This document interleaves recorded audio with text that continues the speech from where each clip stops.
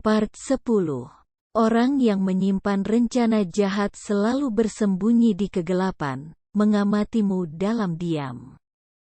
Keina menatap perempuan itu yang sedang berdiri sambil tersenyum aneh kepadanya. Perempuan itu sangat cantik, tentu saja, meskipun sudah setengah baya. Pakaiannya berwarna merah mencolok dan dandanannya lumayan berani dengan warna-warna tak kalah terang. Saat ini pengawal perempuan itu sudah memborgol tangannya di ranjang hingga Keina tidak bias bergerak. Dia hanya diam tak berdaya di bawah tatapan perempuan itu. Kau tumbuh menjadi perempuan mungil yang cantik, Keina. Perempuan itu tersenyum manis sambil mengawasi seluruh penampilan Keina. Sementara itu Keina mengernyitkan matanya. Kenapa perempuan itu mengetahui namanya? Dan dari kata-katanya yang mengatakan bahwa Keina tumbuh menjadi perempuan yang cantik. Seolah-olah dia tahu tentang masa kecil Keina. Tetapi siapa dia? Keina bahkan tidak punya ingatan sama sekali tentang perempuan ini. Kalau benar perempuan ini mengenal Keina di masa kecilnya, mungkin saja memang Keina tidak ingat. Keina melupakan semua kenangan tentang masa kecilnya, entah kenapa. Ayahnya juga tidak pernah menanyakan tentang itu. Seolah ada tembok pembatas yang menutup antara Keina kecil dengan Keina yang sekarang. Ingatan pertamanya di masa kecilnya adalah ketika ayahnya membawanya ke rumah mereka yang sederhana. Sejak saat itu, di dunia ini hanya ada Keina dan ayahnya. Ayahnya bilang mereka hanya tinggal berdua karena ibunya telah meninggal. Apakah kau mengenalku di masa kecilku? Keina menatap perempuan itu dengan berani.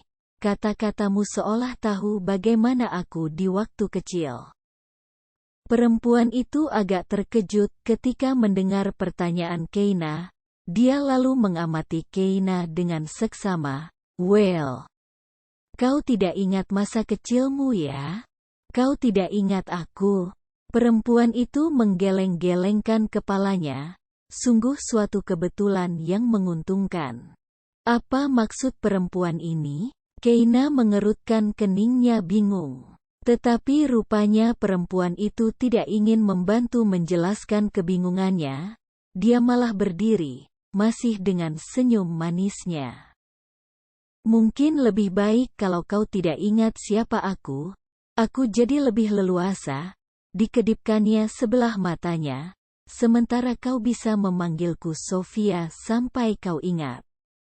Lalu Sofia pergi, meninggalkan Keina di kamar itu terkurung dan terborgol, tak bias kemana-mana. Setelah menerima telepon dari orang yang meminta tebusan itu, Davin menatap Jason yang duduk di depannya dengan tajam. Polisi sedang berkumpul di sisi yang lain mencoba melacak telepon itu. Dan juga suara peneleponnya, sementara Sefrina tadi meminta izin untuk ke kamar mandi. Sementara itu Erlan ada di bandara untuk menjemput Mama Davin yang sebentar lagi mendarat. Apa maksud kata-katamu tadi? Jason hanya melirik ke arah Davin, lalu memalingkan mukanya. Bukan apa-apa. Kau bilang kalau Keina adalah adikmu. Mata Jason menatap dengan tajam. Dia memang adikku. Bagaimana bisa? Davin memajukan tubuhnya. Kau berasal dari keluarga kaya, dan Keina. Aku adalah anak angkat. Jason menjelaskan dengan dingin.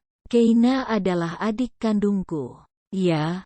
Kalau kau bertanya, Robert adalah ayahku, dari dialah aku menuruni bakat bermain biola. Kami dulu satu keluarga yang utuh. Ayahku, ibuku, Aku dan Keina. Tatapan Jason berubah penuh kebencian. Sampai kemudian ayah menyelamatkan seorang anak kecil dan karirnya hancur. Dia tidak bisa bermain biola lagi, dan semua rencana masa depan keluarga kami musnah. Ibuku meninggalkan ayahku dan membawaku pergi, memisahkan aku dari Keina yang dibawa oleh ayahku. Apa? Wajah Davin memucat mendengar penjelasan Jason. Matanya masih bersinar tidak percaya. Oh, astaga. Kau terkejut, Davin? Jason tersenyum sinis. Apalagi aku. Sejak awal aku sudah curiga Keina adalah adikku, dan aku mencari tahu. Semuanya jelas ketika kau menjelaskan bahwa kau berhutang budi kepada Keina karena ayah kami menyelamatkanmu. Jason menyipitkan matanya. Secara tidak langsung, kaulah yang memecahkan keluarga kami menjadi tercerai-berai. Davin meremas rambutnya dengan frustrasi. Informasi ini sama sekali tidak disangka-sangkanya. Bagaikan hantaman yang mengejutkan. Dan aku bersumpah, Davin, kau tidak akan bias membuat kami terpisah lagi. Keina adalah adikku, dan sudah saatnya aku mengklaim hakku sebagai kakaknya. Akulah yang berhak melindungi dan menjaganya, bukan kau. Dan kalau Keina kembali nanti, aku akan menjauhkan Keina darimu. Davin masih tidak mampu berkata-kata. Tetapi bayangan Jason akan menjauhkan Keina darinya membuat jantungnya terasa diremas. Tidak, dia tidak akan mau dijauhkan dari Keina. Tetapi, bagaimana kalau Keina yang pada akhirnya menjauhinya? Bagaimana kalau sama seperti Jason sekarang, setelah mengetahui bahwa dialah yang menyebabkan mimpi dan karir Robert hancur hingga meninggal dalam kemiskinan, Keina akan membencinya dan menyalahkannya? Davin belum sempat bersuara ketika polisi mendatanginya untuk memberikan informasi.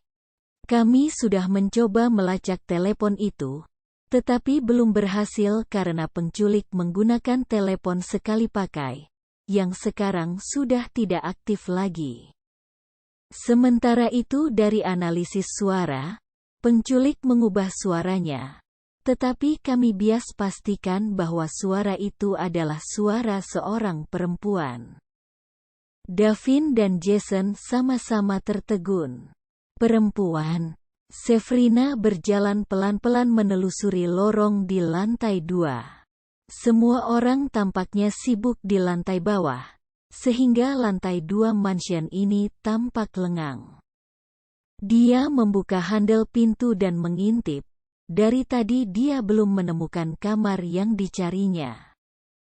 Di pintu ketiga inilah dia menemukan kamar yang dicarinya.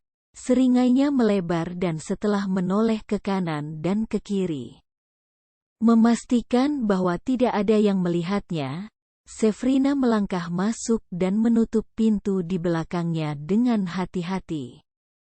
Dipandangnya seluruh area kamar itu dengan haus, lalu dia mengeluarkan kamera untuk memotret setiap sudutnya. Siapa tahu pada malam-malam sepinya dia ingin melihat-lihat gambar kamar-kamar ini dan membayangkan pemiliknya. Matanya mengarah ke arah lemari pakaian. Dengan bersemangat dibukanya lemari pakaian itu, baju-baju tertumpuk rapi di sana. Sefrina menyentuhkan jemarinya ke seluruh pakaian itu. Kemudian matanya melirik jaket yang tersampir di kursi. Diraihnya jaket itu dan dipeluknya, dihirupnya aroma itu dengan sepenuh kenikmatannya. Lalu dia duduk di kursi itu dan menemukan parfum sang pemilik kamar. Dengan penuh gairah, diambilnya parfum itu dan dioleskannya ke leher, dan di antara buah dadanya. Sekarang aroma mereka akan sama. Sabrina mencatat nama parfum itu dalam hati, berjanji akan membelinya nanti. Setelah itu dia melangkah keluar dari kamar dengan seringai puas, karena telah berhasil memasuki area paling pribadi orang yang sangat-sangat diinginkannya. Charles datang beberapa saat kemudian menemui Sofia. Charles adalah pemuda dengan usia 15 tahun di bawah Sofia. Dia bekerja sebagai bartender di klub tempat Sofia sering datang dan mereka akhirnya menjadi sepasang kekasih yang sangat cocok dalam memuaskan gairah masing-masing. Charles jugalah yang memberinya ide untuk menculik Keina dan kemudian mereka akan membagi hasilnya bersama. Kau bisa pergi, Felis. Sofia mengayunkan tangannya menyuruh pengawal perempuannya pergi. Dia mendapatkan Felis dari rekomendasi Charles juga. Meskipun perempuan, Felis sangat ahli bela diri dan sangat mahir melakukan pekerjaan kotor lainnya seperti penculikan itu misalnya. Meskipun perempuan, Felis sangat ahli bela diri dan sangat mahir melakukan pekerjaan kotor lainnya seperti penculikan itu misalnya. Karena kalau dikurangi 20% pun, hasil penculikan itu masih cukup banyak kalau dibagi antara dia dan Charles. Setelah Felis pergi, Sofia menyilangkan kakinya dengan menggoda, membuat Charles meliriknya dengan bergairah, yah meskipun jauh lebih tua. Tubuh Sofia masih menggiurkan bagi setiap laki-laki yang melihatnya. Jadi kau sudah meminta uang seperti yang kita bicarakan kemarin? Mata Charles masih melirik ke arah paha Sofia, membuat Sofia tersenyum puas. Aku memintanya dan mereka menyetujuinya tanpa protes. Kita akan mendapatkan uang itu lusa. Charles terkekeh. Jadi benar kalau Davin Jonathan sangat tergila-gila kepada anakmu ya? Matanya mengedip genit, tidak heran. Kau ibunya, juga selalu bias membuat para lelaki tergila-gila, mungkin bakat itu menurun darimu.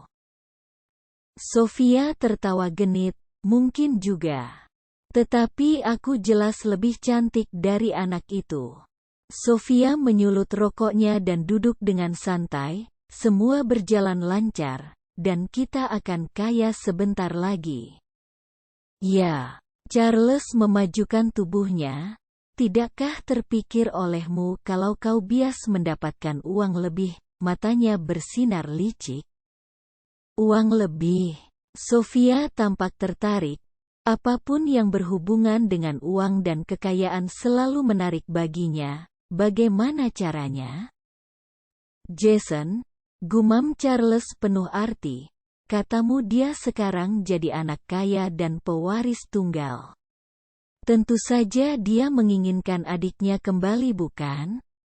Sofia mengerutkan keningnya, Jason memang selalu ada bersama Keina, itu dari pengintaianku. Tetapi sepertinya mereka tidak menyadari kalau mereka adalah kakak beradik. Kau bisa meneleponnya diam-diam atau aku yang akan melakukannya supaya dia tidak curiga bahwa kaulah dalang di balik semua ini. Charles menatap dengan membujuk. Aku akan memberikan informasi kepadanya bahwa Keina adalah adiknya, dan melarangnya memberitahu Davin kalau aku menelepon. Kemudian aku akan meminta sejumlah besar uang darinya untuk informasi keberadaan Keina. Tentu saja aku akan mengatur agar dia mengetahuinya sama dengan Davin. Jadi dengan begitu kita mendapatkan pemasukan ganda dari dua lelaki ini. Charles terkekeh, ideku cukup bagus bukan? Sofia mengernyitkan keningnya dan tercenung. Dihisapnya rokoknya dalam-dalam, lalu dia membunuh rokok itu di asbak. Dahinya mengernyit, tidak setuju. Tidak Charles, aku tidak akan melakukannya. Itu sama saja bunuh diri. Jason akan menyadari bahwa dalangnya adalah aku dan rencana kita akan gagal. Charles menghela napas panjang dan mengangkat bahu. Oke, aku tidak akan melakukannya kalau kau tidak setuju, sayang, aku cuma usul kok. Sophie menatap Charles mesra. Terima kasih sayang. Lagi pula uang tebusan kita sudah cukup banyak untuk kita bersenang-senang. Matanya berubah sensual. Kita bisa menyewa tempat pribadi dan bercinta seharian di sana. Charles balas tersenyum dengan sensual, tetapi benaknya berkecamuk. Tidak, uang itu tidak cukup. Charles masih harus membaginya dengan Sophia dan si pengawal itu. Dia harus mendapatkan uang lebih itu. Dan jikalau Sophia tidak mau bekerja sama dengannya, dia akan bertindak sendiri. Dia akan menghubungi Jason dan meminta uang sebanyak mungkin, meskipun itu harus mengorbankan Sophia. Kalian harus makan. Sabrina memarahi Davin dan Jason yang menolak untuk makan, padahal Cookie Mansion telah menyiapkan sejumlah makanan besar untuk menjamu mereka dan tim polisi yang masih bertugas di rumah itu, menanti telepon selanjutnya. Dalam kondisi seperti ini kalian harus kuat. Kalau kalian tidak makan, kalian akan lemah dan mungkin jatuh sakit. Jason tetap tak bergeming, hanya melemparkan tatapan dingin kepada Sabrina, tetapi Davin tersenyum dan menatap Sabrina dengan berterima kasih. Terima kasih Sabrina, aku akan makan nanti. Sabrina menganggukkan kepalanya dengan manis. Kau tidak keberatan kan kalau aku menginap di sini? Aku ingin mengetahui perkembangan kabar tentang Keina secepat mungkin.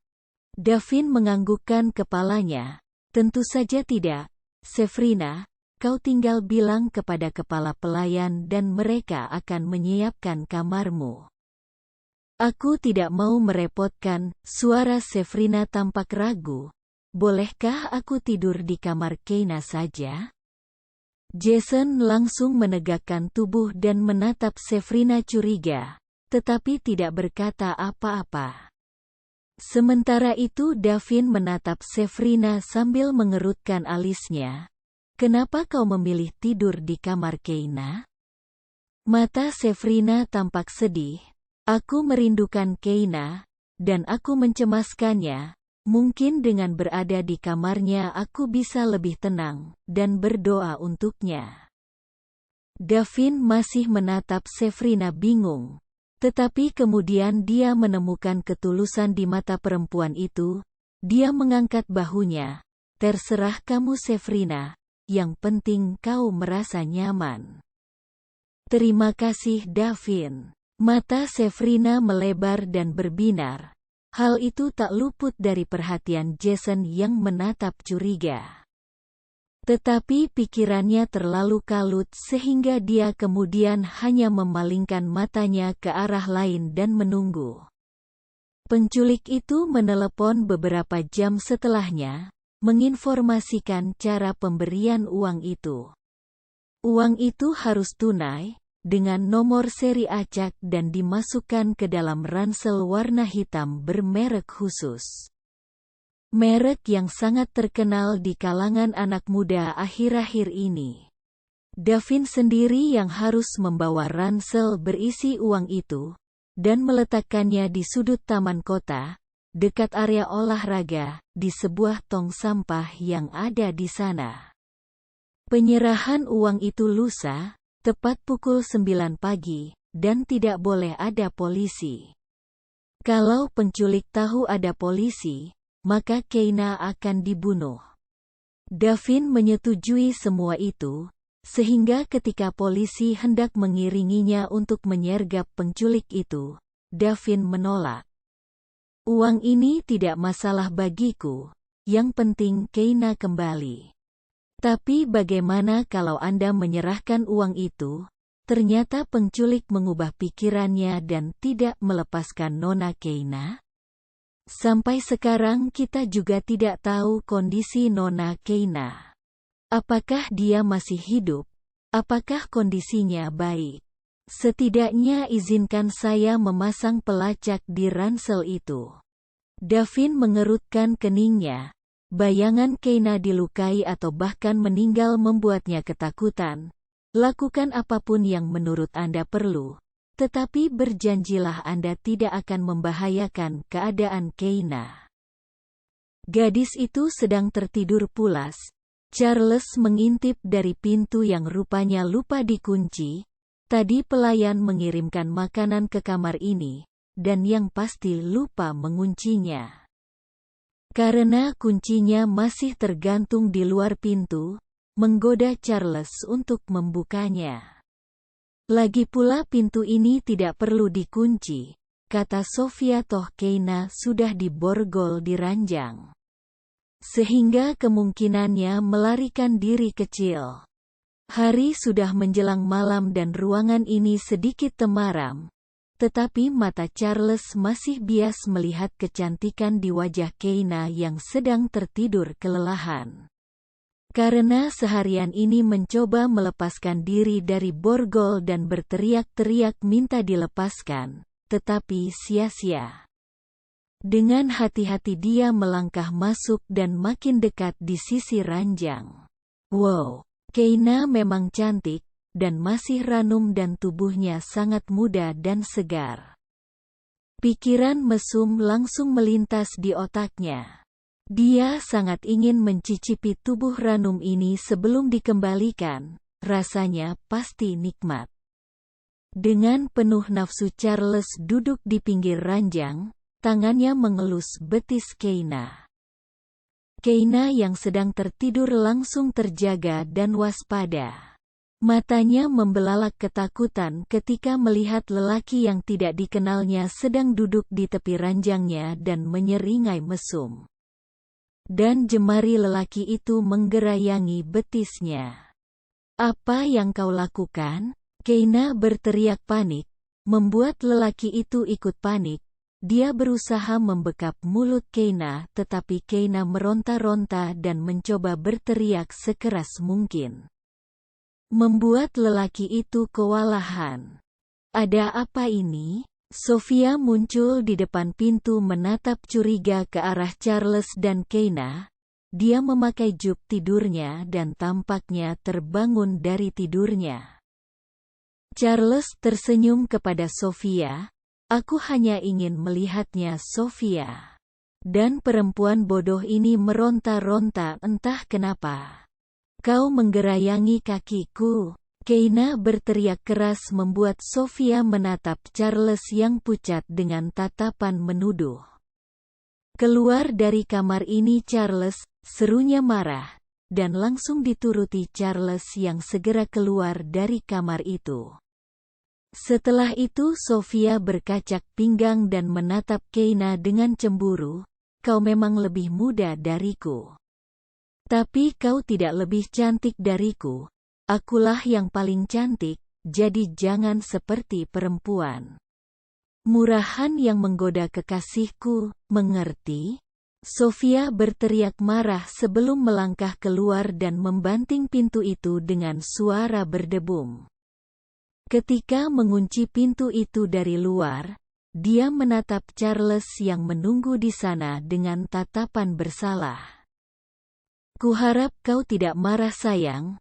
Aku hanya ingin menggodanya." Jemari Charles terulur dan menelusuri pipi Sofia dengan lembut. Sofia langsung mengibaskan tangan Charles dengan marah. "Kau keterlaluan, Charles. Menggoda anak itu hanya karena dia lebih muda." Matanya menyala-nyala. "Kalau kau tidak bisa menjaga tanganmu, aku akan mengeluarkanmu dari rencana ini. Aku akan menendangmu dan kau akan pergi tanpa sepeser uang pun." Lalu dengan langkah berderap, Sofia pergi dan meninggalkan Charles yang termenung dan menatap sampai sosok Sofia hilang di belokan lorong. Tidak mendapatkan sepeser pun, Charles menyeringai jahat, melirik ke arah kamar Keina yang sekarang terkunci rapat. Sofia sangat bodoh berani-beraninya mengancamnya. Dia semakin berbulat tekad untuk mengambil jalannya sendiri. Charles lebih cerdik dan licik daripada Sofia.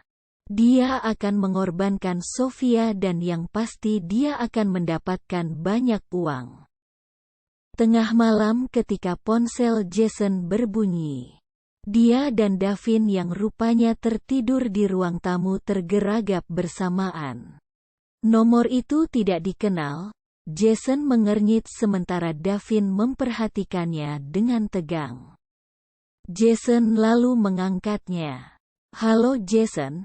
Suara di sana terdengar licik dan menyebalkan. Suara seorang laki-laki. "Kau mungkin kaget kalau mendapatkan informasi ini. Tetapi Keina adalah adik kandungmu." "Siapa ini?" Jason langsung menyambar marah, membuat Davin memperhatikannya dengan seksama. Suara di seberang sana terkekeh, "Kau tidak perlu tahu tentang aku. Kalau kau ingin menyelamatkan adikmu, aku punya informasi yang berguna untukmu. Tetapi tentu saja kau harus membayarnya di muka." "Apa maksudmu?" "Aku minta uang." Suara di seberang sana masih penuh senyuman, "dan akan kuberitahukan di mana lokasi adikmu diculik. Aku akan menghubungimu lagi nanti." Lalu telepon itu ditutup. Jason termangu, tetapi Davin menyadarkannya dengan pertanyaannya. "Siapa?" Jason mengernyit. "Penelepon misterius. Dia berkata akan memberitahukan posisi Keina asal aku memberinya uang." Davin langsung menegakkan tubuhnya. "Apa?" "Ya." Jason tercenung, dan anehnya dia memberiku info bahwa Keina adalah adikku. Tidak pernah ada orang yang tahu tentang hubungan kami ini. Orang tua kami tidak punya saudara.